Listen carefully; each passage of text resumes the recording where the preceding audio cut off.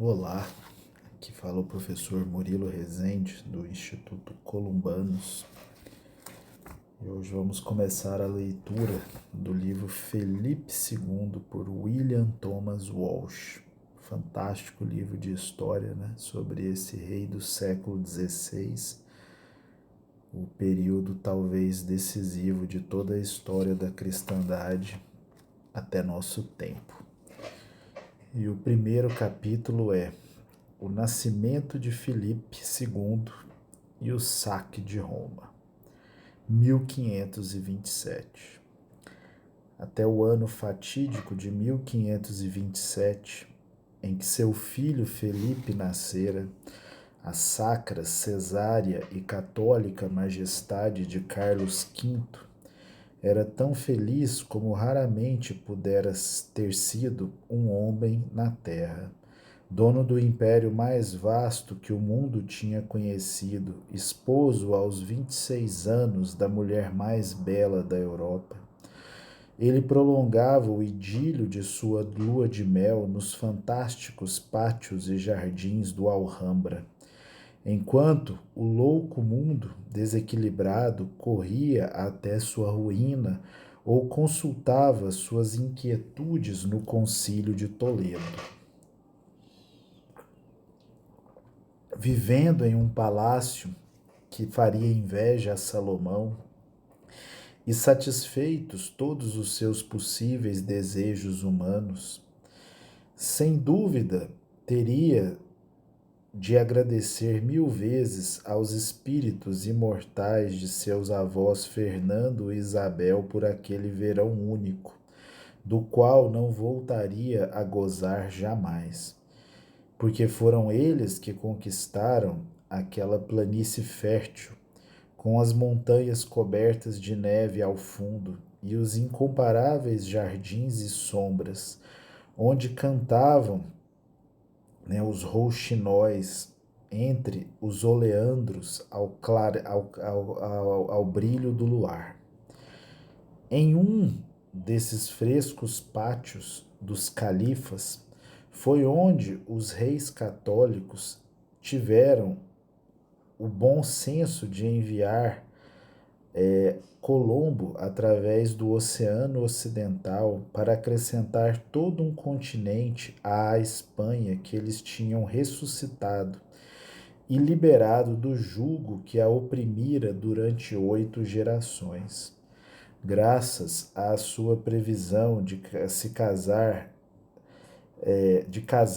a Joana, mãe de Carlos, então meio que louca, aprisionada meio que louca nas Tordesilhas, com Filipe da Áustria, seu neto regia agora a Alemanha e a Áustria como imperador dos romanos. Morto sem descendência, o único filho de Fernando e Isabel, Carlos era rei de toda a Espanha, Nápoles, Sicília e de todos os territórios recém-descobertos, para além do Atlântico até as Ilhas Filipinas.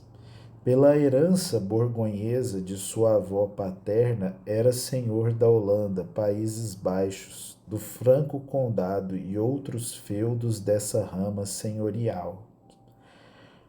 No tempo em que a coroa de Carlos Magno e Frederico I, Barba Ruiva, era colocada sobre sua cabeleira castanha em Aix-la-Chapelle, os homens de Magalhães levavam seu estandarte ao redor do sul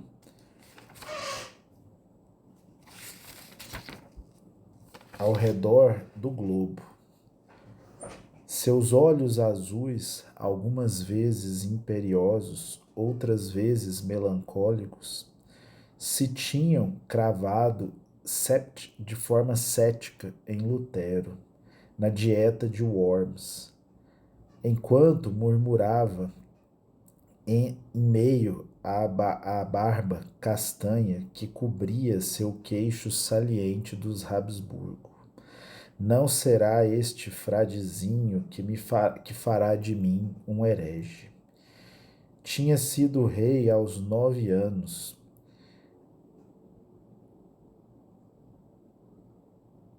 Era rei, né? Retornemos aqui, né? Só explicando, né? Eu estou traduzindo aqui diretamente do espanhol, mas de vez em quando dá algum crack, né? Mas em geral é uma tradução bem tranquila. Retornemos aqui à narrativa. Tinha sido rei por 9 anos apenas, e por 7 anos imperador.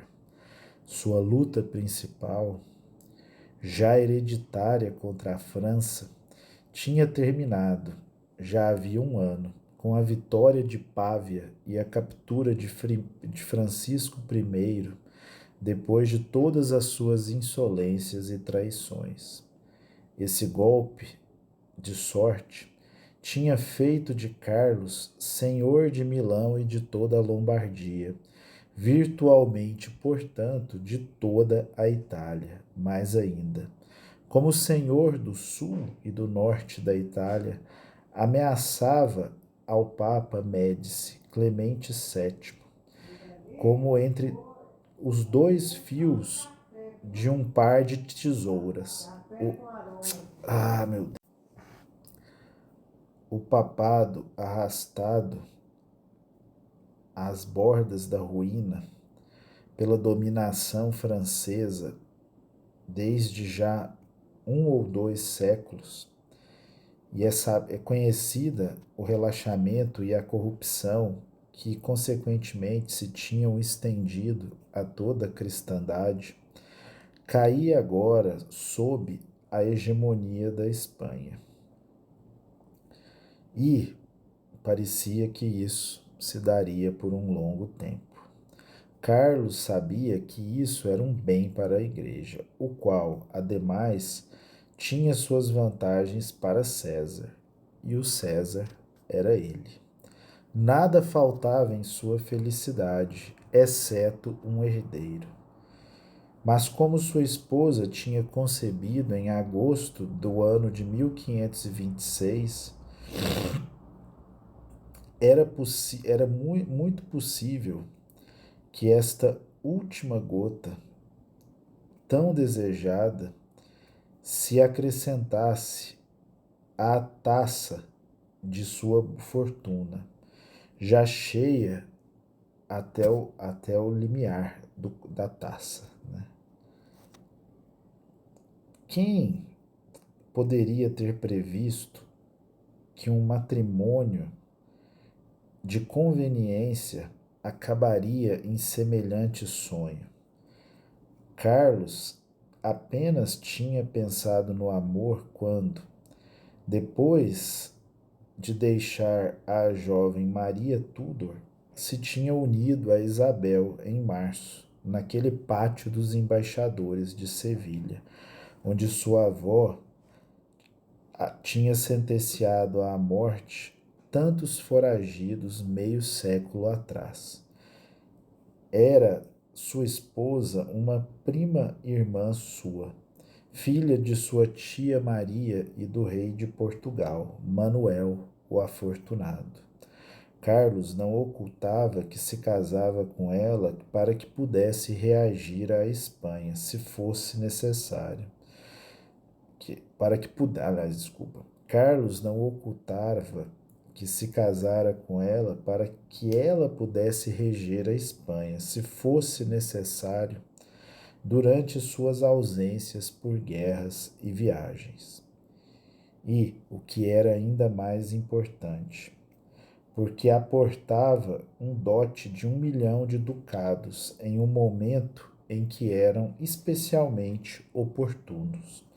A imperatriz, 3 anos mais jovem que Carlos, era esbelta e garbosa, ruiva e de pele levemente rosada, como sua avó, sua homônima Isabel. Mas era mais feminina, e a julgar pelos retratos de Tiziano, Coelho e outros, muito mais bela. Seus olhos eram azuis como os de seu marido, mas muito mais escuros. Suas sobrancelhas largas, desenhadas com uma leve irregularidade encantadora. Sua fronte lisa e fina, de ampla curva, que traduzia uma personalidade harmoniosa e equilibrada. Seu lábio inferior era um pouco grosso, ainda que menos que o de seu marido, um Habsburgo. O superior era como o arco divino do amor. Seu cabelo abundante, de ouro. Era, em suma, um tipo muito mais nórdico que do sul, e, segundo a opinião de todos, a mulher mais digna de ser amada da terra. Tão apaixonado estava Carlos dela que nunca quis abandonar a Espanha enquanto ela viveu. A amou até o dia de sua morte. Para agradá-la, começou naquele verão a construção de um palácio renascentista, cujos muros, sem terminar, se vêem ainda em Granada. Como era agradável para ela o clima do sul, pensou em estabelecer ali sua capital, apesar de numerosas objeções de ordem prática. Mas que tipo de objeção pode se opor a um enamorado? Ainda na morte, já na morte, ali quiseram repousar. A jovem imperatriz desejava jazer, quando chegasse sua hora, na mesma abóboda obscura onde 2 caixões de chumbo encerravam a majestade de Fernando e Isabel. É seguro que Carlos, durante o resto de sua vida, não se preocupou profundamente com nenhuma outra mulher e confiava no juízo e tato de sua esposa muito mais que em qualquer de seus conselheiros. Sabia muito bem que sua educação tinha sido em muitos aspectos inferior à dela. Em Flandres, debaixo do olhar malicioso de seu avô, o imperador Maximiliano I tinha se especializado nas doutrinas e nas estratégias militares. Seus livros favoritos eram os Comentários de César, a Consolação de Boécio, as Meditações de Santo Agostinho e as Memórias de Comines.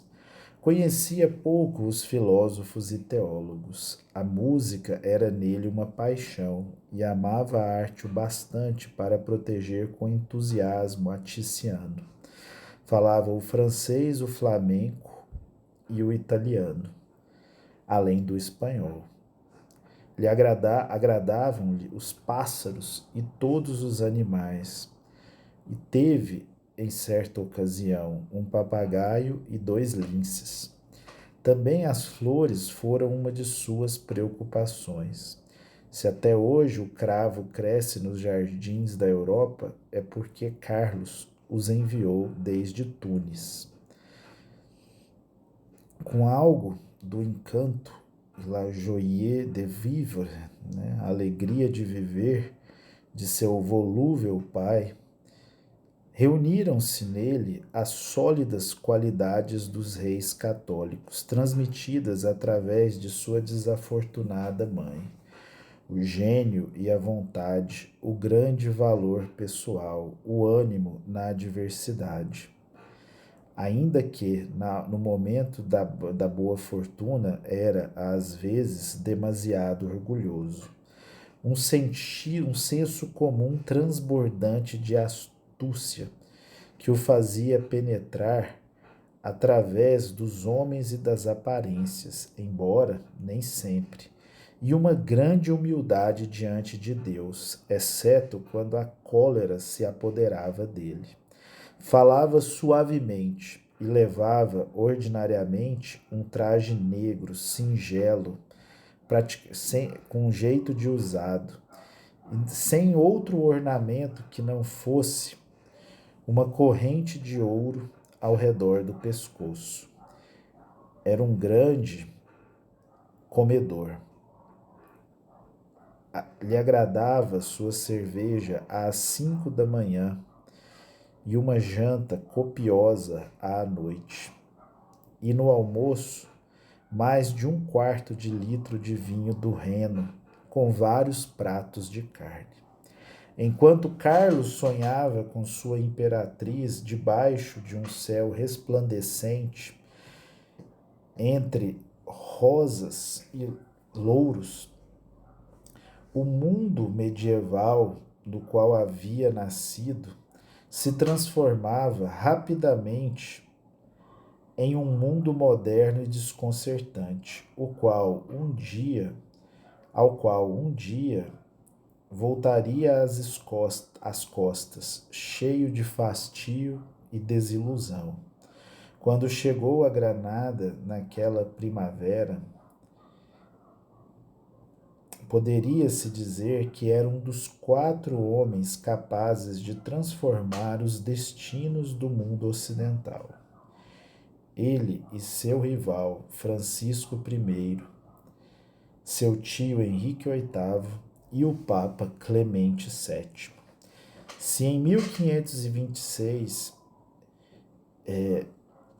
estes 4 homens tivessem uma ideia unânime e um mínimo de senso comum e de valor, teriam conseguido reconciliar as potências da cristandade e unir suas enormes forças materiais contra os turcos, que lutavam no leste e no sul desde mais de 1000 anos.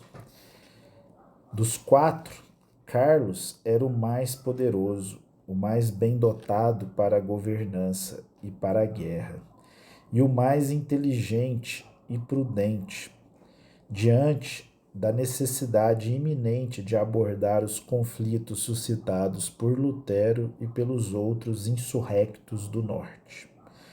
Com o advento de Carlos, a missão histórica do Sacro Romano Império, já moribundo, a defesa da Igreja e da civilização cristã tinha passado através dele para a Espanha. Espanha, engrandecida por sua vitória sobre os mouros conquistadores, e por ter disperso aos 4 ventos os dominadores judeus.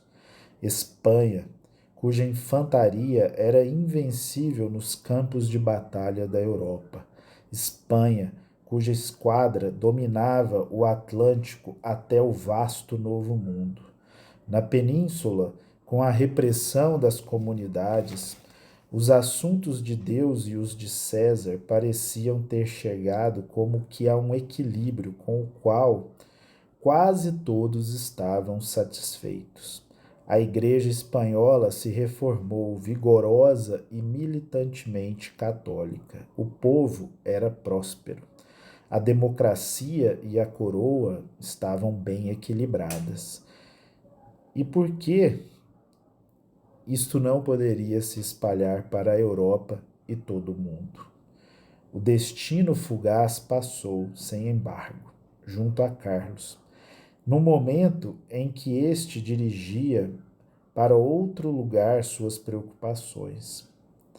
Nunca mais, de fato, o destino do mundo pôde estar em suas mãos tão firmemente como então, quando tinha como reféns os filhos de Francisco da França.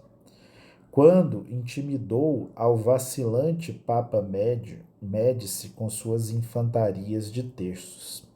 E quando sabia que uma rainha espanhola e amiga, sua prima, estava no trono da Inglaterra e apoiaria o máximo possível a sua política. Enquanto languidecia junto à sua adorada imperatriz entre as romãzeiras em flor e os jasmins brancos, O tempo tecia em torno dele uma rede de causas e efeitos para escapar da qual nunca viria a encontrar uma espada libertadora. Um mês antes de suas bodas, Carlos tinha posto a Francisco I em liberdade, e este tinha firmado um tratado com ele, com ele, com o mais solene dos juramentos, renunciando às suas pretensões sobre a Borgonha e Milão. Não passou muito tempo sem que o monarca francês organizasse uma nova liga contra seu vencedor, com o pretexto de defender a independência da Itália e a liberdade da Igreja.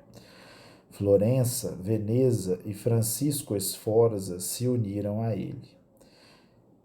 Também se uniu a ele o culto e frio Clemente VII, obrigado pelas circunstâncias e pensando continuar a ondulante política de seu primo, o Papa Leão X. Em certo sentido, era perigoso para a Igreja estar cercada entre Nápoles e Milão, no caso de que caíssem nas mesmas mãos. Se ambas as regiões pertencessem a forças estrangeiras, como as espanholas ou as francesas, seria pior ainda. O nepotismo desses papas era, de certo modo, a expressão de uma convicção nascida da triste experiência de que na política europeia apenas era possível confiar nos parentes, e nem sempre. Clemente era um autêntico Médici nessa devoção pelos interesses familiares, mas desejava a liberdade da Igreja tão ardentemente como a tinham desejado os maiores papas. Em sua mente, o fervor católico dos reis de Espanha não fazia maior impressão que o dos reis menos ortodoxos da França. O mais importante era evitar que fossem devorados os grandes territórios da Itália, e o que sufocaria a corte romana entre os braços dos conquistadores. Esse temor fez com que Clemente caísse nas mãos dos desígnios do perjuro Francisco I. Carlos teve, ao saber disso, um despertar brusco em sua lua de mel. Com escasso de meios econômicos, como costumavam estar então os reis, e cheio de importantes dívidas com Henrique VIII, sem que nomeemos os outros de seus credores, encontrava-se Carlos com um exército sublevado, mal pago e ameaçado no sul pelas forças do Papa, pelos venezianos ao leste e ao norte, pelos exaltados camponeses da Lombardia e do Piemonte. Na Espanha e na Alemanha se reuniam precipitadamente reforços. Embora não fosse claro que chegariam a tempo, nem que, caso chegassem, acabariam sendo bem pagos. E então, alguns dos agentes diplomáticos do imperador na Itália aconselharam-no a dar ao Papa uma boa lição. É duvidoso até que ponto Carlos V queria ir nesta direção. Mas, sem dúvida alguma, o arrogante e insolente Dom Hugo de Moncada procedeu a administrar suas instruções de um modo inusitado e surpreendente. Tendo chegado a um acordo com o inimigo do Papa, o cardeal Pompeu Colonna, Hugo dirigiu para Roma algumas das tropas imperiais. Com 8.000 camponeses de Colonna armados, saqueou o Vaticano e São Pedro, e obrigou Clemente a fugir para o castelo de Sant'Angelo. Toda a cristandade naturalmente se indignou, mas ainda faltava o pior.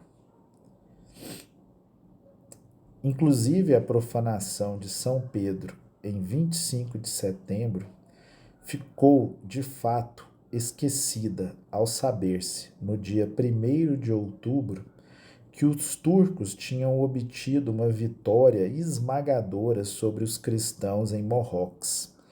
O rei Luís da Hungria, cunhado de Carlos, pereceu no conflito com 7 dos 12 bispos húngaros. Os maometanos saquearam e assolaram o país, queimando, matando e arrasando tudo por onde passavam. Toda a Hungria, para lá do Danúbio, era deles. Apenas Deus sabia quanto tempo permaneceria a outra parte em mãos dos cristãos. A porta oriental do cristianismo estava aberta. O grande turco, Solimão o Magnífico, estava em pé de guerra com enormes forças e reservas. E os príncipes cristãos, em vez de unirem-se para a defesa de Cristo e do povo de Cristo, ofendiam e matavam os povos cristãos para vingar ofensas pessoais ou para conquistar mais terras e mais poder. Carlos, tranquilo, ignorava tudo isso quando o outono começava a amadurecer os frutos dos belos vales que se estendiam aos seus pés na planície granadina. Era 4 de outubro, quando Pérez, seu secretário, lhe escreveu desde Roma que o Papa, sabedor do que ocorrera na Hungria, tinha vertido ardentes lágrimas e que falava de empreender uma viagem à França e à Espanha, em vista de uma paz cristã. Alguns dizem, acrescenta o secretário com elegante cinismo, que, se marchar, não passará da França, pois ficará em Avignon. Pérez estivera ainda mais seguro desse possível segundo desterro do Papa, como hóspede do monarca francês. Se soubesse que, ao mesmo tempo que Francisco I formava a Liga Santa para a defesa da Itália e da Igreja, também atiçava em segredo a invasão da Hungria pelo grande turco, para ferir pelas costas a Carlos V. 2 dias depois de escrever Pérez, as cartas demoravam um mês ou mais com o mau tempo, de Roma até a Espanha. Sua sagrada, imperial e católica majestade escrevia, por sua vez, ao colégio dos cardeais em termos agressivos e altivos, queixando-se do maltrato do Papa para com ele e das críticas que seus inimigos faziam circular por Roma. Apesar de que quando foi elevado à dignidade imperial, tivesse declarado ser seu firme propósito não dilatar os limites do império, os temores de seu engrandecimento tinham posto de imediato em pé de guerra a toda a cristandade. Já era hora de que a paz fosse restaurada. Para esse fim tinha ido à Alemanha e tinha tratado de reconciliar os príncipes que pelejavam entre si. Sem embargo, enquanto fazia esta obra digna de um imperador, o rei da França, Quen uti patrem colebamus, a quem como um pai adorávamos, aproveitava toda a ocasião de prejudicar-lhe, obrigando-lhe, finalmente, a empunhar armas. A divina justiça tinha triunfado em Pávia em 1525. Carlos libertou Francisco e escreveu ao Papa e a todos os príncipes cristãos, pedindo-lhes que ratificassem o tratado que então foi firmado. Mas instalaram novos distúrbios, fomentados pelo mesmo Papa. Completou Carlos sua série de erros, suplicando ao Papa que convocasse um concílio geral para a reforma da Igreja. Clemente, acrescenta amargamente o imperador, tinha esquecido esse dever e agora denunciava a Carlos como perturbador da paz e inimigo do cristianismo. Essa carta deve ter parecido um tanto quanto importuna, pois chegou a uma Roma aterrada pela invasão das tropas de Colonna e pelas más notícias do Oriente. Quanto a Carlos, estava muito preocupado, irritado e não menos alarmado. Deu ordens peremptórias e aguardou impaciente novas notícias. Era este o momento em que todos os seus exércitos deveriam estar concentrados na Hungria para ajudar a sua irmã Maria a sustentar o reino contra os turcos. Mas seus soldados manobravam na Itália, onde tinha mais homens do que de fato podia pagar, para assustar ao Papa e aos franceses. O mundo seria testemunha do monstruoso espetáculo de uma invasão da Itália católica por um exército espanhol, constituído quase exclusivamente por gente não católica. Os espanhóis, que tinham sido recrutados com toda a pressa em Alicante, Cartagena e em outras regiões do levante da península, eram mouriscos em sua maioria, e a falta de firmeza em seu pretenso catolicismo ficou de imediato evidente, já que pediram, durante o motim, uma permissão para que praticassem a religião maometana. Os lansquenetes alemães, recolhidos em uma investida confusa por Bourbon e lançados à passagem dos Alpes, eram principalmente luteranos providos pelo príncipe de Mindelheim, um dos dissidentes mais fervorosos que tinha clamado contra a prostituta da Babilônia. Reuniram-se na Itália durante aquele inverno mais de 20.000. Havia entre eles muitos criminosos e aventureiros, o excremento e escória da Europa, homens que odiavam a Santa Missa e não tinham outro anelo que o de saquear a Igreja Católica. Uma espécie de legião negra de hereges, enfim, paga paradoxalmente por sua imperial e católica majestade. Em Roma eram chamados, por gozação, de judeus, ou melhor, de marranos, como eram chamados os judeus espanhóis convertidos, real ou pretensamente, ao cristianismo. Não foi vantajoso para Carlos receber uma carta protetora de Henrique VIII, precisamente quando este campeão da unidade católica tinha sido honrado pelo Papa com o título de protetor da Santa Liga contra Carlos. E não era, certamente, a primeira vez que era outorgada a Henrique uma designação papal, pois tinha sido anteriormente chamado de defensor da fé por sua enérgica réplica aos ataques de Lutero contra a autoridade de Roma. Lutero tinha respondido aos argumentos de Henrique com um estilo característico, chamando ao monarca inglês de porco, asno, curraleiro, veneno de víbora, réptil, bufão mentiroso vestido de rei, e ao fim de nécio, louco, de boca espumosa e cara de libertino.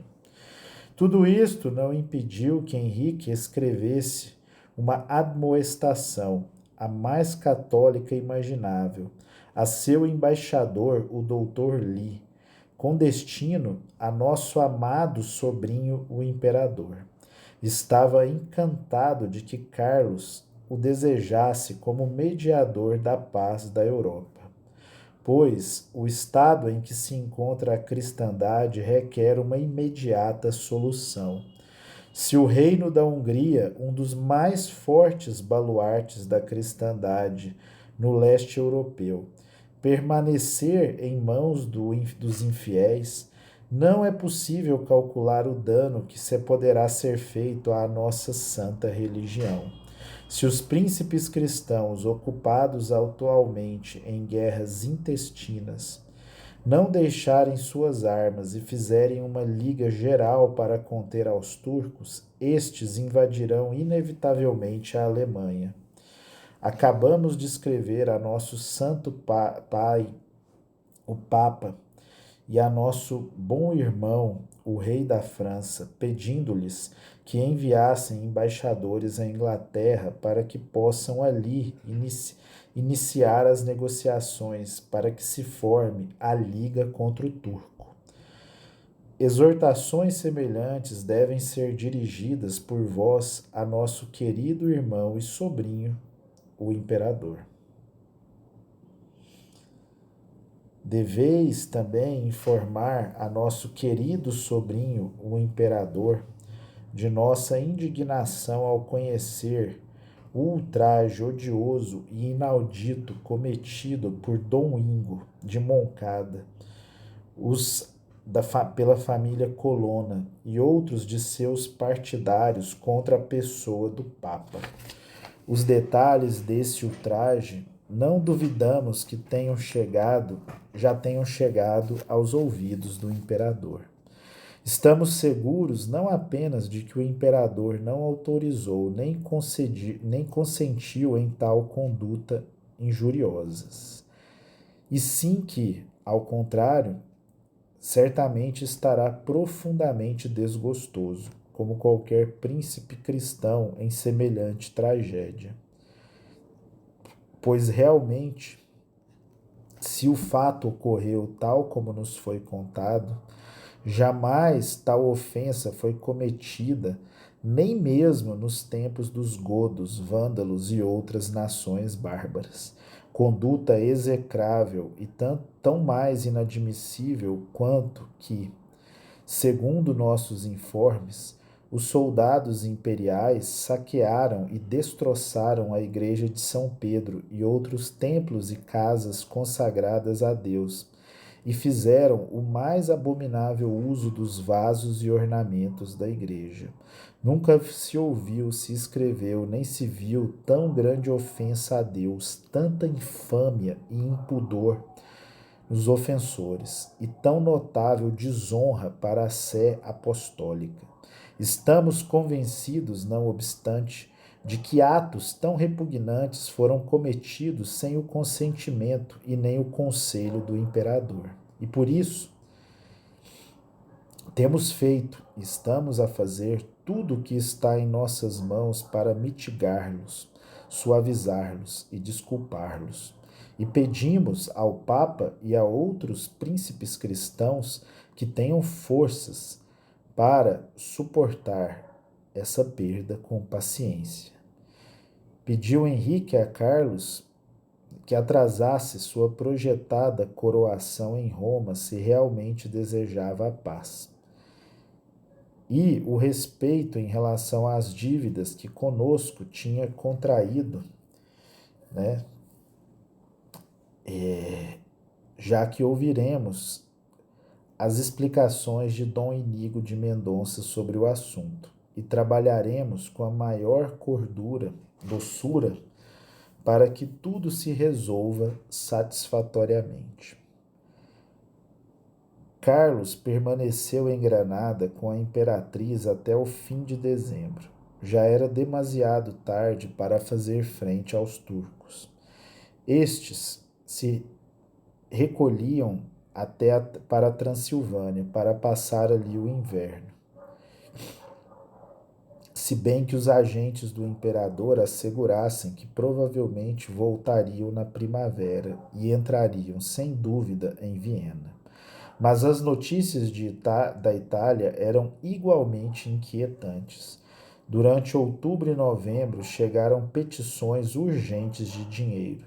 As tropas ameaçavam entrar saqueando em Milão se não fossem pagas.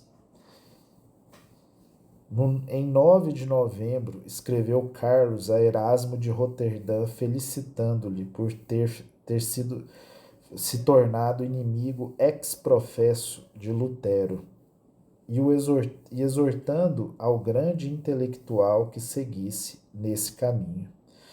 Em 16 de novembro, escreveu a Nájera, assegurando o envio de letras de câmbio para o sustento das tropas italianas e esperando que tudo continuasse bem, ao que acrescenta. O Senhor Todo-Poderoso é testemunha de que nos agradaria muito mais empregar nosso dinheiro em diminuir o poder do turco e evitar os perigos e calamidades que ameaçam a cristandade. Se nos ocorresse perguntar por que não o fazia, a contestação seria óbvia. Porque fazê-lo assim teria-lhe custado provavelmente a perda da Itália. Na realidade, como pedir a um grande imperador, embriagado do amor e do vinho, o quixotismo de aceitar perdas materiais? De fato, Carlos amontoou quanto dinheiro pôde para opor-se ao Papa e seus amigos na Itália. Em 24 de novembro, enviou ao Dr. Lee uma resposta razoável para seu tio Henrique em Londres. No dia 13 de dezembro, ainda estava em Granada. Antes do Natal, o encontramos de novo em sua capital, em Toledo. Em sua viagem, talvez, tenha passado por Alcalá de Henares, onde, nesse mesmo ano, um certo Inácio de Loyola, antigo soldado, jazia nos calabouços da Inquisição, por causa de sua piedade rebelde aos convencionalismos. Esse homem era sobre esse homem caía a suspeita dos rigorosos dominicanos de ser, talvez, um alumbrado, uma espécie de iluminados e pseudo-místicos que, como lobos disfarçados de ovelhas, seduzia ao simples de espírito. Inácio tinha também algumas ideias sobre a salvação da cristandade. Carlos, quando as ouviu, formou de seu autor uma triste ideia. A imperatriz, muito adiantada em sua gravidez, seguia seu marido até o norte. Passaram o Natal em Toledo. Depois ela marchou para Segóvia, enquanto Carlos, em Valladolid, em Castilha la Nueva, presidia a abertura das cortes, das quais pensava obter algum dinheiro. As instituições democráticas da Espanha, as mais antigas da Europa, eram para ele uma trava. Na França, país de um forte despotismo, o chefe podia obter, na medida que quisera, o dinheiro dos nobres e do clero. Mas em Castilha e em todos os outros reinos de Carlos, isso não era possível sem o consentimento dos representantes do povo. Carlos tinha perguntado uma vez ao rei francês em uma de seus momentos de amizade: quanto podeis obter de vossos súditos? Francisco I o contestou: o quanto quiser. Carlos não podia dizer o mesmo. Ao reunir as cortes, ao fim de janeiro, Os deputados responderam com muita frieza às suas petições. Fizeram com que ele soubesse de seu descontentamento por vê-lo distante da Espanha em tais momentos. Sua corte estava cheia de flamencos, que não eram bem vistos pelos castelhanos. Ademais, a sublevação das comunidades, que foi em parte um protesto contra a germanização da corte, ainda estava recente e tornava necessária a presença do imperador. Enquanto seguiam as cortes suas deliberações exasperantes, Carlos saiu para Segóvia no dia 7 de fevereiro para reunir-se com a imperatriz, entrando na cidade com grande pompa e entre aclamações.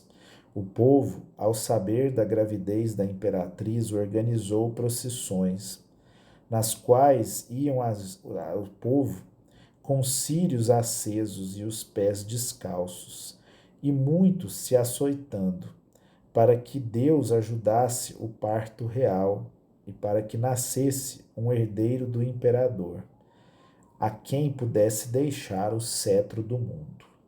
Permaneceu Carlos em Segóvia com sua mulher mais de 2 semanas. Da Itália chegaram notícias melhores. O abade de Nájera escrevia que a infantaria espanhola tinha recebido em Milão parte de seu pagamento e, como consequência disso, tinha consentido em ir adiante. 62.404 escudi tinham sido proporcionados pelos burgueses de Milão, com os protestos e murmurações que se podem supor. O resto das somas tinha sido completado fundindo a prata da igreja. Os soldados marchavam para o território inimigo, calados pela chuva, gelados pela neve e sem moeda. Ao saber que as forças se aproximavam, o Papa ansiava em fazer paz com o vice-rei do imperador. As tropas imperiais iam com o melhor humor, com a ideia de chegar a Florença, onde o butim era fabuloso. Florença pertencia à família do Papa, e isso explica a ansiedade deste. Enquanto isso, Carlos levava a imperatriz a Valladolid. O melhor da nobreza e do clero da cidade se uniu a eles, fora dos muros da antiga cidade romana. Com sumo cuidado e contendo o fôlego, transportaram a Isabel nos ombros, em uma liteira, através das praças estreitas, até a Praça Maior e o Palácio Real. Nesse dia, Valladolid foi a capital da Espanha e do Império. Podemos imaginar a imperatriz e seus cavaleiros envoltos em suas formosas capas castelhanas, com a cara exposta ao vento cortante, atravessando lentamente pela Praça Maior, na qual caiu a cabeça de Dom Álvaro de Luna, e entrando no palácio, onde Fernando e Isabel tinham se casado 60 anos antes. A imperatriz se hospedou o mais confortavelmente possível, em habitações espaçosas, aquecidas com grandes braseiros de cobre ou ferro, e com as paredes revestidas de preciosas tapeçarias de Flandres e de quadros italianos. Ali esperou, rezando, enquanto o imperador se ocupava dos problemas da guerra e das finanças.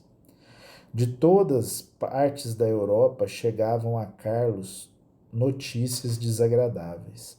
Henrique VIII e Francisco estavam reunindo suas forças contra ele. Dizia-se que Francisco desejava casar-se com a princesa Maria, filha de Henrique e de Catarina de Aragão. Wolsey marchava até Roma. Sir John Russell, o embaixador de Henrique na Itália, tinha obtido 30.000 ducados para ajudar ao Papa. Bourbon, a cabeça das forças de Carlos, com suas tropas quase inteiramente compostas de luteranos e mouriscos, se encontrava a 1 milha de Bolonha em 16 de março, e ninguém sabia para onde pensava em dirigir-se. O Duque de Ferrara comprou aos luteranos com 15.000 ducados, obtidos dos bancos de Ferrara, e evitou desse modo que saqueassem sua cidade. Mas os alemães tomaram todo o dinheiro, negando-se a dar sua parte aos espanhóis. E por isso estes abandonaram o campo de guerra, e os alemães, amotinados, saquearam o acampamento de Bourbon ao grito de Geld, Geld, dinheiro, dinheiro, prata, né? Em 20 de março foi dominada a revolta, mas o abade de Nájera escreveu a Carlos que não sabia se as tropas iriam para Roma ou para Florença. Os lansquenets tinham desafiado a autoridade de Bourbon e o obrigaram, sob pena de morte, a seguir-lhes. Quando soube disso, o Papa Clemente enviou 100.000 ducados aos alemães para que não entrassem em sua querida Florença. Passou a se acreditar, escreveu o secretário Pérez a Carlos, que iriam para Veneza, o que, sem dúvida, serviria para que os venezianos justificassem sua oposição ao imperador. Bourbon, virtualmente prisioneiro de sua própria tropa, pediu 150.000 ducados mais ao Papa, mas este não pôde os dar. Os espanhóis, unidos então aos alemães, provavelmente por terem repartido uma parte do dinheiro do Papa, marchavam em perfeita ordem, escreveu Pérez em 8 de abril. Acreditava-se em Roma que Bourbon, se quisera, poderia fazer retornar seus homens sobre Milão. Francisco não apenas tinha se coligado com o grande turco, pois também tinha dado à senhora de Veneza 500 cargas de salitre para fazer pólvora contra os soldados imperiais. Lannoy, vice-rei de Carlos, marchou sobre Florença. Dali, escreveu ao Papa pedindo 200.000 ducados para sua tropa. Clemente vacilou, temendo que aqueles patifes ficassem com seu dinheiro e partissem para Roma em busca de mais dinheiro. Assim, o escreveu a Pérez em 18 de abril. Quando as tropas avançavam a marchas forçadas e estavam já a 30 milhas de Florença, mas aparentemente dirigidas para Roma. Disse que o Papa criará novos cardeais para conseguir dinheiro, escrevia Pérez no dia 26. As tropas imperiais seguiam literalmente o conselho que Fernando, o católico, costumava dar a Gonzalo de Córdoba, quando o grande capitão pedia dinheiro para sustentar suas tropas na Itália, que vivam do país. No último dia de abril, Pérez avisou que o desconcertado Papa tinha recobrado seu valor e se negava a entregar, tinha recuperado seu valor e se negava a entregar os 300.000 ducados que lhe pediam as tropas, alegando que necessitava deles para a defesa de seu território e da igreja, e de fato estava a recrutar tropas. Os alemães se dirigiam para Siena. Então se concluiu um tratado de paz entre a França e a Inglaterra. Entre os delegados ingleses estavam Thomas, Duque de Norfolk, Thomas Bolena, Visconde de Roquefort, e Thomas More, chanceler do Ducado de Lancaster, nomes que logo seriam famosos na história. Em França, se dizia que Henrique VIII invadiria os estados de Carlos, em Flandres, e que Francisco faria o mesmo em outros lugares. Veneza e o Papa estavam ao seu lado. Para piorar, se isso fosse possível, a situação, Carlos tinha sobre sua mesa talhada no Palácio dos Viveiros uma carta insolente do doutor Lee, embaixador de Henrique, reclamando-lhe o pagamento de 40.000 florins, dívida de Maximiliano, avô de Carlos, mais 35.000 que o próprio Carlos devia, mais os títulos de 150.000 florins firmados em 1522, e ainda mais uma indenização de 133.305 coroas anuais, prometidas já há 3 anos e jamais pagas. Depois de muito discutir, as cortes se negaram a fornecer o subsídio. Não obstante, o sol de maio resplandecia no ambiente diáfano, como o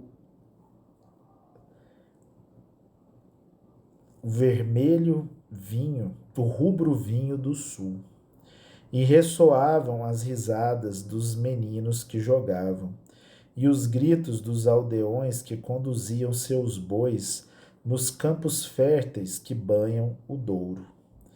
E o clamor das campanhas, dos sinos das igrejas e conventos, enquanto as filas de devotos e penitentes percorriam a Via Crucis, rogando pela imperatriz, que estava no último mês de seu estado de gravidez.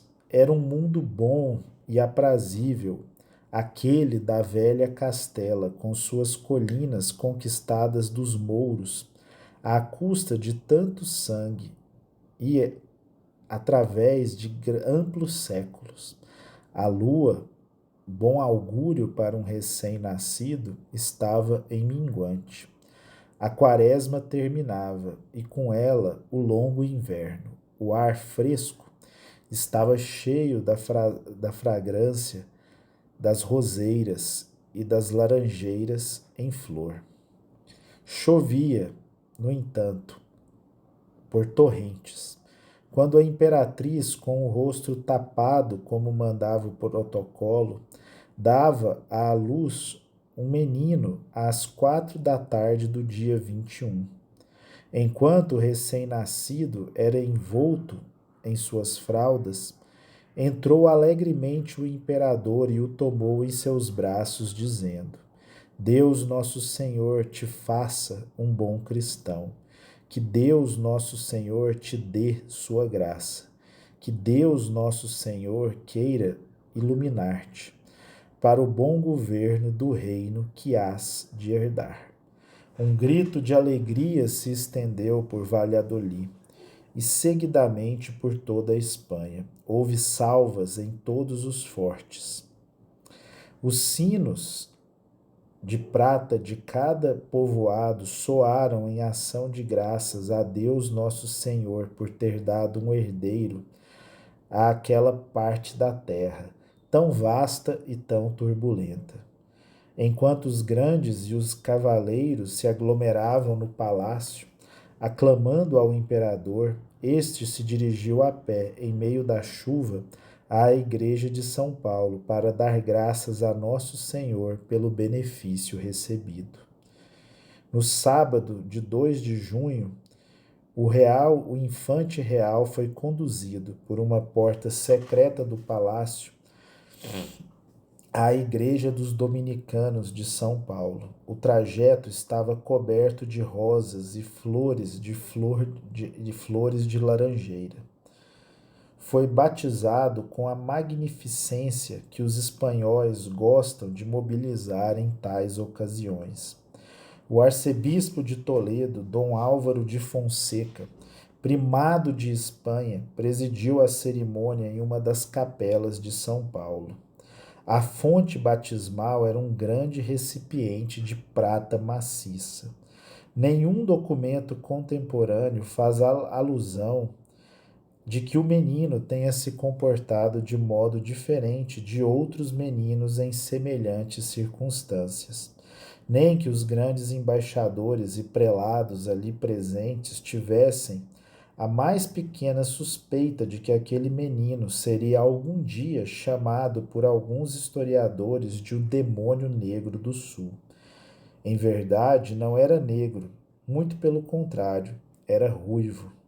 Ruivos eram os seus cabelos, e seus olhos, ao abrir-se a este complexo mundo, eram azuis. Muitos queriam que se chamasse Fernando, como seu ilustre bisavô. Insistiu sobre isso o Duque de Alba, até à beira da fonte batismal. Mas o imperador tinha se decidido pelo nome de seu pai, Felipe o Belo. E o arauto anunciou: ouvi, ouvi, ouvi. Dom Felipe, príncipe de Castela, pela graça de Deus. A corte se abandonou a um verdadeiro delírio para celebrar o natalício. Festas, banquetes, torneios, corridas de touros e os típicos jogos de pesca e bola alegraram ao povo por muitos dias. Não menos que 200 cavaleiros tinham tomado parte nessas justas. Escrevia o embaixador do rei da Boêmia para seu senhor, dias antes do batismo, e acrescentava: consequentemente, há grande calma na política e os cortesãos não pensam em nada, salvo os grandes regozijos que estão preparando para si mesmos. É certo que o imperador está surpreso de não saber nada de Sua Alteza desde o último 15 de fevereiro. Há boas notícias da Itália. As tropas estão em magníficas condições e desejosas de entrar em contato com o inimigo. Espera-se um embaixador da Inglaterra e outro da França. Vêm, segundo dizem, para fazer certas proposições para que cessem as hostilidades, mas ninguém acredita em suas palavras. Embora Sua Majestade Imperial deseje mais que nunca fazer a paz, não é provável que tenha confiança neles. Foi então, quando começavam as festas e os mensageiros do imperador saíam para todas as capitais da Europa com a fausta notícia, que chegaram novas da Itália, e eram tais que tiveram sobre os católicos o efeito de um raio. O exército imperial, depois de andar dias e dias em busca de butim, tinha chegado lentamente a Roma, pedindo a entrada, o que lhe foi negado. Então Bourbon, embora carecesse de artilharia, lançou um ataque contra as muralhas de Roma. Era a madrugada de 6 de maio. Subindo por uma escada, foi atingido por um tiro de arcabuz e morreu quase que instantaneamente. Seus luteranos e mouriscos, perdido o mando e enlouquecidos pela ânsia do ouro e o ódio à Igreja Católica, se lançaram sobre as muralhas entre o Belvedere e a porta de São Pancrácio. Chegaram ao Borgo e começaram a matança e o incêndio. A capital sagrada da cristandade foi saqueada com implacável crueldade, maior que em qualquer outra ocasião, inclusive a de Átila, a dos vândalos e a dos godos. Roma estava literalmente em ruínas. Nunca mais voltaria a ser o que foi. O golpe foi tão repentino e terrível que passaram-se vários dias antes que os embaixadores de Carlos pudessem enviar notícias.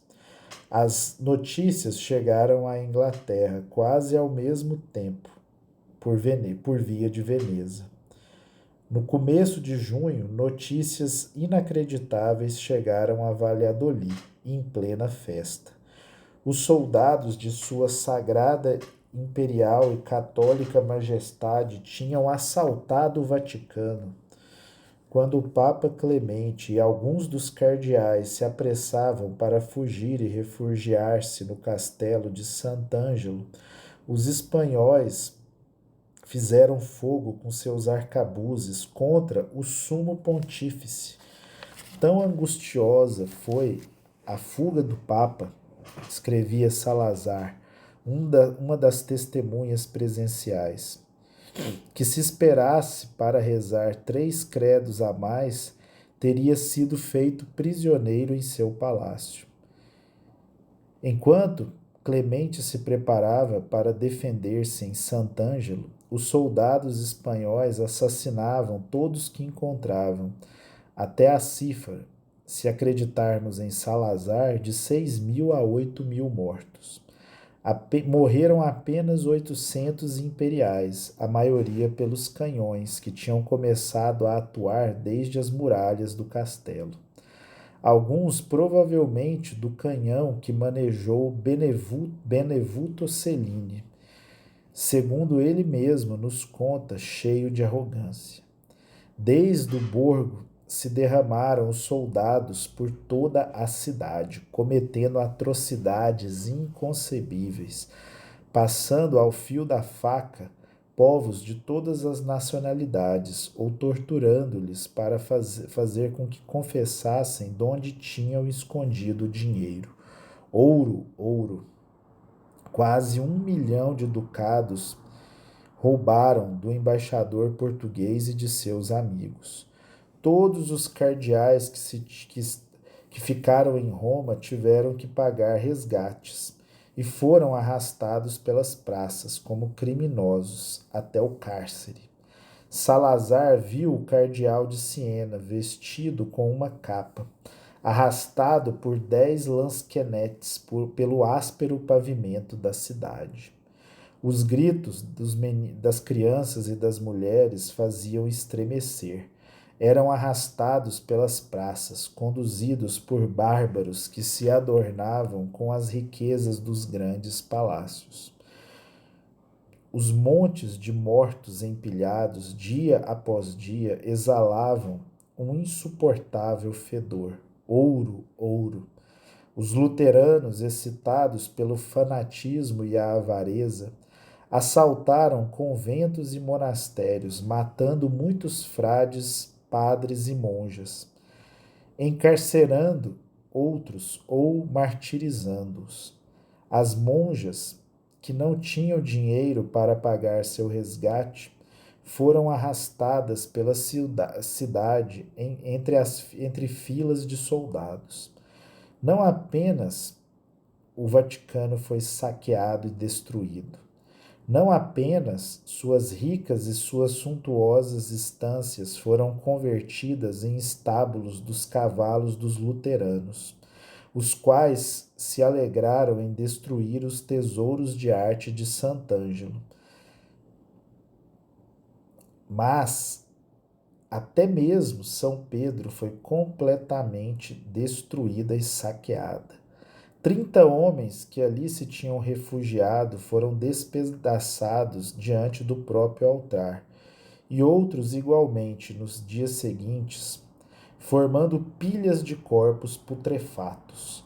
O solo está cheio de cadáveres, escreveu Salazar, e tão desfigurados que não são reconhecíveis, capela do altar de São Pedro há grandes poças de sangue, cavalos mortos e outros despojos.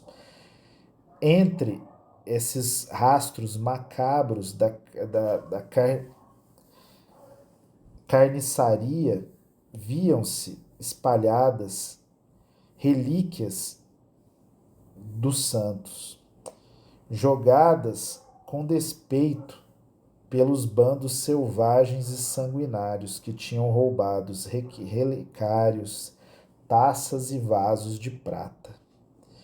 Em geral, as igrejas, depois de saqueadas de seus ornamentos de prata e custódias, tinham sido todas profanadas. Em algumas delas tinham desaparecido as hóstias consagradas. Em suma, as atrocidades ultrapassaram todos os limites e não podem ser descritas. Tudo isso parece um pesadelo, escreveu Salazar. Pérez informou também ao imperador que tinham sido roubados os vasos consagrados com as hóstias consagradas. Sem dúvida, o corpo de Cristo foi arrastado pela poeira, entre os pés de luteranos e maometanos.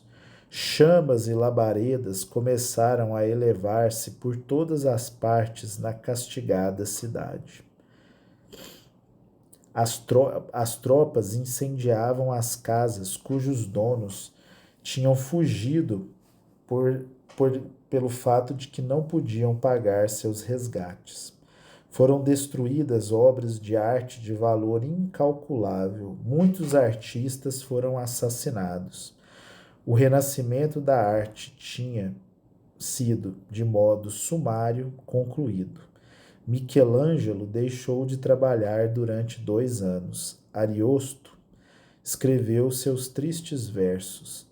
Vedet gli homicidi e le rapine in ogni parte far Roma dolente.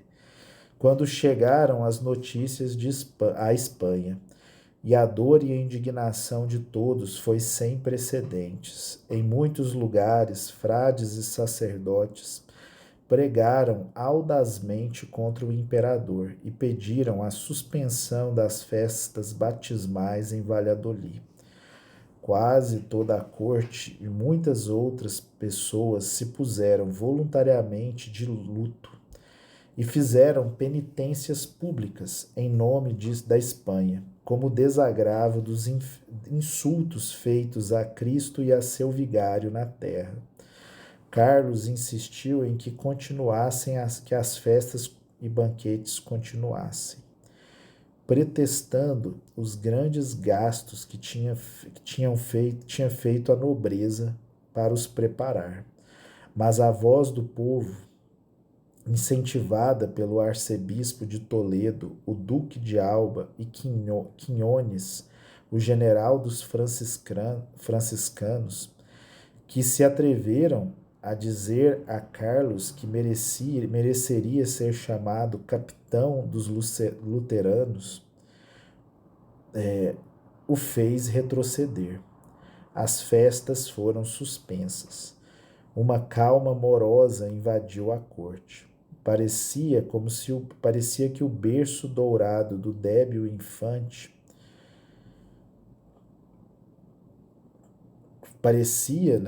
que sobre o berço dourado do débil infante fossem cair de antemão as culpas de todas as atrocidades cometidas em nome de seu pai.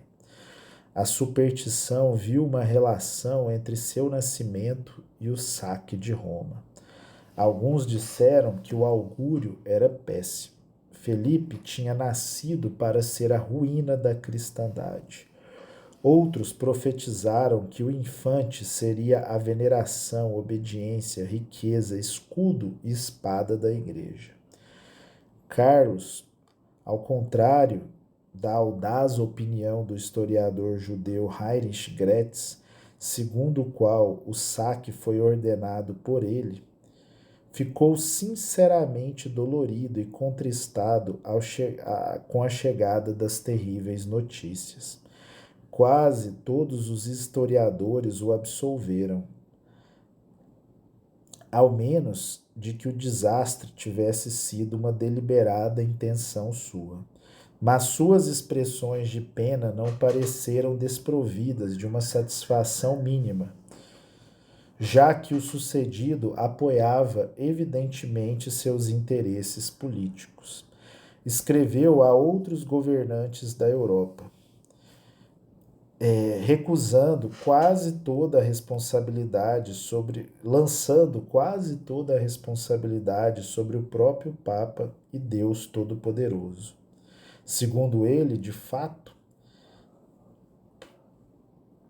tendo o Papa declarado a guerra, decidiu fazer uma trégua, mas o exército, temendo que o Papa rompesse esta segunda trégua, como havia feito na primeira, Dom Hugo tomou o assunto para si. Ainda acreditamos firmemente que o desastre de Roma se deve mais aos desígnios do Todo-Poderoso que ao poder e à vontade de um homem, e que Deus, no qual depositamos toda a nossa confiança, permitiu que as injúrias por nós recebidas fossem vingadas contra nossa vontade e consentimento. No entanto, respeitamos tanto a Santa Sé que realmente desejaríamos ter sido vencidos a sair vitoriosos de tal empresa. Semelhante nota, cheia de piedosa hipocrisia, e sem ter em conta a causa real do saque, a saber, a desmoralização e a sede de butim provocados pela falta de pagamento do imperador às suas tropas, foi propagada por seus emissários na Itália, os quais, por sua vez, lhe enviavam interpretações e conselhos. Foi a sentença de Deus, escreveu o abade de Nájera. E os que a executaram não deveriam se considerar indignos dele. O secretário Pérez ia ainda mais longe. O imperador não pode permitir que a igreja perca nada de sua autoridade. Escreveu untuosamente, sem que, ao contrário, mas ao contrário, deve mantê-la e favorecê-la, para que desempenhe melhor seu papel na Itália e para fazer desaparecer as causas da guerra, que poderia estalar a qualquer momento. E acrescenta: se o imperador fizer sua viagem à Itália, os venezianos perderiam com facilidade suas possessões no continente, já que agora carecem de toda a ajuda. Deveria ser imposta uma forte contribuição de guerra aos florentinos, além de se tirar deles Liorna e Pisa, culminando na destruição das fortificações de Florença, obra de Leonardo da Vinci, como um seguro para o futuro, pois a cidade é francesa de sentimento e apenas estará tranquila se a necessidade a obrigar a tal. Mas de nenhum modo Florença deve ser saqueada, pois a experiência demonstrou que estes saques de cidades e populações não beneficiam em nada a causa do imperador, já que os soldados, depois de tudo destruir e pilhar, seguem exigindo seus pagamentos.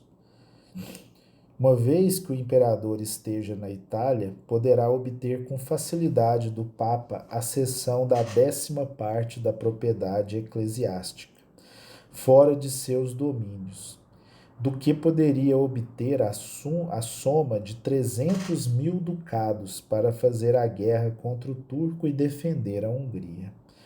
O Papa não se oporá, pois fez o mesmo em Florença. Florença proporcionaria 500.000 e 800.000 os milaneses. O cardeal Colonna opina que não convém ao imperador confiar no Papa, seja quais forem as promessas e seguranças que ele ofereça.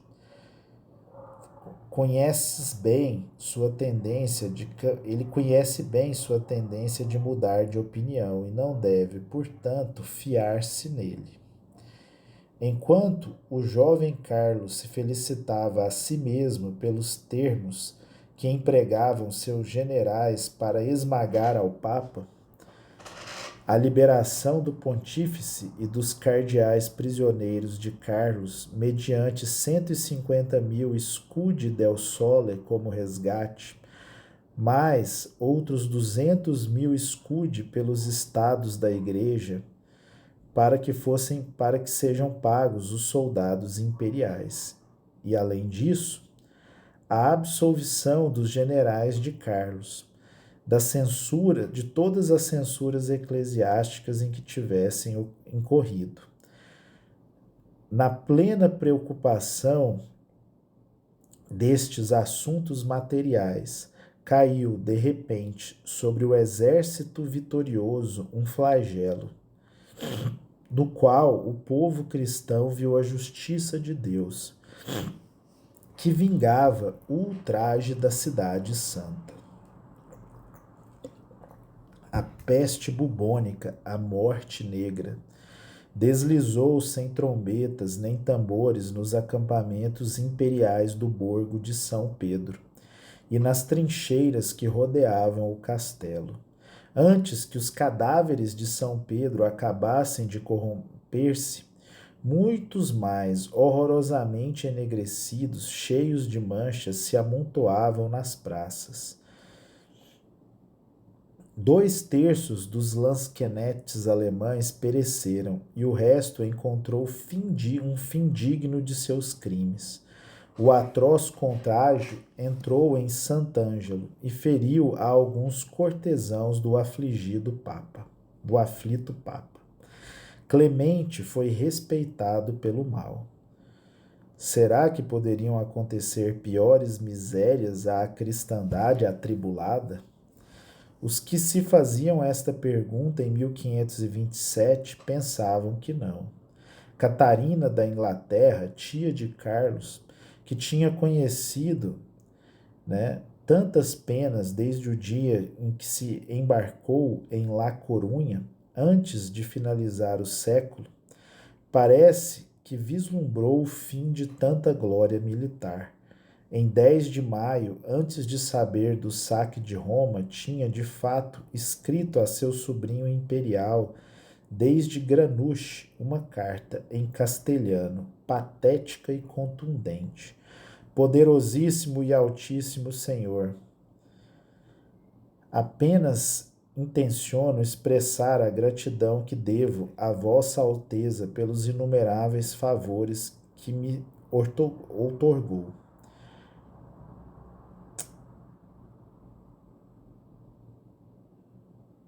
Ainda quando vossa Alteza me dá por morta, já que nem minha existência, nem meus serviços são dignos para ele, não obstante, confiando na bondade natural e nas virtudes de vossa Alteza, desejo, com a ajuda de Deus, empregar minha vida na prosperidade e ajuda de quanto seja útil ao serviço de vossa Alteza, apesar de que minhas aptidões são poucas e minhas forças insignificantes. Como temo que minha carta possa molestar a Vossa Alteza, como escrita por pessoa de pouca experiência nesses assuntos, apenas direi que rogo e suplico a Vossa Alteza piedade diante de tanto derramamento de sangue, por tanta perda de almas, a tanto preço redimidas, pensando que este mundo irá perecer, perecedouro e de breve duração, e o outro é eterno. É urgente e necessário que seja concluída a paz entre os príncipes cristãos antes que Deus envie seu castigo, que não poderá ser detido se essas disputas e divisões continuem entre os príncipes cristãos. Se na expressão destes sentimentos ofendi da menor forma a vossa alteza, rogo que me perdoe. Apenas minha ignorância é a causa disso. Deus o tenha consigo. Vossa tia Catarina. Eis aí uma carta característica por seu absoluto desinteresse da filha caçula de Fernando e Isabel. Carlos receberia, um mês mais tarde, de seu embaixador na Inglaterra, a brusca notícia de que Henrique, inflamado de luxúria por Ana Bolena e artificiosamente manejado por forasteiros e usurários, planejava secretamente, por meio de uma sublevação popular a favor de Catarina, divorciar-se desta. Foi então que Carlos se deu conta do terrível abismo que começava a se abrir sob os pés do povo cristão. Deves imaginar, escreveu a Mendonça, nossa tristeza ao conhecer a escandalosa notícia que dará lugar a consequências tão lamentáveis para o futuro, e da qual tantos males podem surgir, sobretudo nas presentes circunstâncias. Não podemos abandonar a essa rainha, nossa boa tia, em sua desgraça. No entanto, penso que a moderação e o carinho é a tática preferencial e incluo uma carta cifrada, sem embargo, retornando. No entanto, acreditou que a moderação e o carinho era a tática preferível e incluiu uma carta cifrada, escrita de sua própria mão, com infinita dor, que devia ser entregue ao rei Henrique. Seu maior desejo, então, era dissuadir Henrique de sua aliança com Francisco, que se tinha robustecido pelo saque de Roma. Conhecendo vossas grandes virtudes pessoais, vossa elevação de intentos, vossas boas intenções e o perfeito amor que sempre tens demonstrado para conosco e nossos assuntos, não podemos de modo algum persuadir-nos da estranha determinação de sua serenidade a dar um passo que assombraria ao mundo inteiro se fosse levado a cabo. As boas qualidades da rainha, a honestidade e a paz nas quais ela tem vivido por anos. Ao que devemos acrescentar a doce princesa que tens por filha. Tudo isso não permite crer que sua serenidade consinta em ver a essa criança e a sua mãe desonradas, coisa monstruosa e sem precedentes na história antiga ou moderna. Não é provável que esses procedimentos tenham partido de vossa serenidade, mas sim de pessoas cheias de má vontade em relação à Sua Alteza Sereníssima, a Rainha, e para conosco, sem levar em conta os desastres e infortúnios que podem advir de tal decisão. Tão certo era isso, que a cristandade inteira o interpretou assim quando soube da notícia. Uma idade da história se dissolvia, uma época chegava a seu fim, uma fase estranha da vida avançava, cheia de guerras, pragas, tempestades e todo tipo de fenômenos estranhos. Apareciam epidemias desconhecidas ou esquecidas. O baile de São Vito, cujas vítimas se agitavam incessantemente durante semanas inteiras, atacou a vários povoados. Houve na Inglaterra várias epidemias de um mal gravíssimo chamado o suor inglês, o qual atacava raríssimas vezes aos estrangeiros, enquanto que os ingleses morriam, inclusive os que estavam fora de seu país. No norte da Europa, especialmente nos novos países protestantes, houve grande quantidade de transtornos psíquicos, alucinações, suicídios e contágios em massa de histeria. No ano que se seguiu ao saque de Roma, o exército francês foi aniquilado diante de Nápoles pelo tifo exantemático. Durante 6 anos houve fome, com verões muito úmidos e calorosos e invernos igualmente quentes. Em 1528, o norte da Alemanha padeceu de uma grande seca, grandes pragas de gafanhoto e terríveis meteoros. Em 1529, houve chuva de sangue em Cremona. Na Alemanha, a torrente de São Vito, que consistiu em 4 dias de dilúvio e inundações. A peste em Viena e entre os turcos que a assediavam, e no fim de agosto, um cometa terrorífico. Não é de estranhar que alguns, como Erasmo, profetizassem o fim próximo do mundo, e que os barbudos anciões das sinagogas e dos guetos de muitas cidades, versados nas especulações apocalípticas, se alegrassem com as notícias do saque de Roma, pressentindo a vinda do Messias.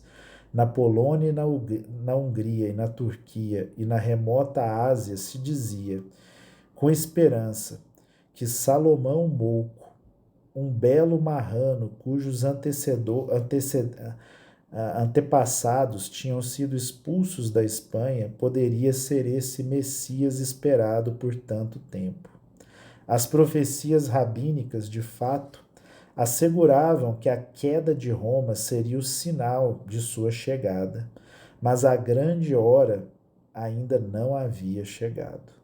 Roma foi reedificada e Mouco foi queimado por ordem de Carlos, apesar de sua amizade com o Papa Clemente.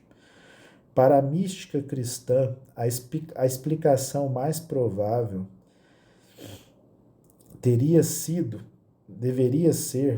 que a Igreja de Cristo e seu místico corpo entre os fiéis tinham entrado em uma fase misteriosa de sua imortal existência, talvez no período de sua experiência mais fortemente terrena.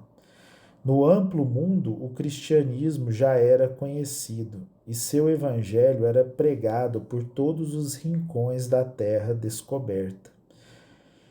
Diante de toda essa extensão enorme de suas conquistas e possibilidades, o obscuro espírito que lhe havia seguido, transbordando de ódio, através das catacumbas e ao largo dos ataques de Maomé, até a clareza do século XIII, erguia-se outra vez aqui e acolá, com uma nova e terrível energia de sedução e destruição. Uma montanha enorme de problemas terríveis que fizeram do século XVI um dos mais turbulentos e mais decisivos em toda a história da humanidade. Esperava a Carlos e seus sucessores imediatos. Quase todos iriam obscurecer a vida inteira do príncipe Filipe. Suas sombras torturadas caíam já sobre o berço do tranquilo aposento de Valladolid. E assim terminamos o capítulo 1. O próximo capítulo, capítulo 2, versará sobre a infância de Filipe.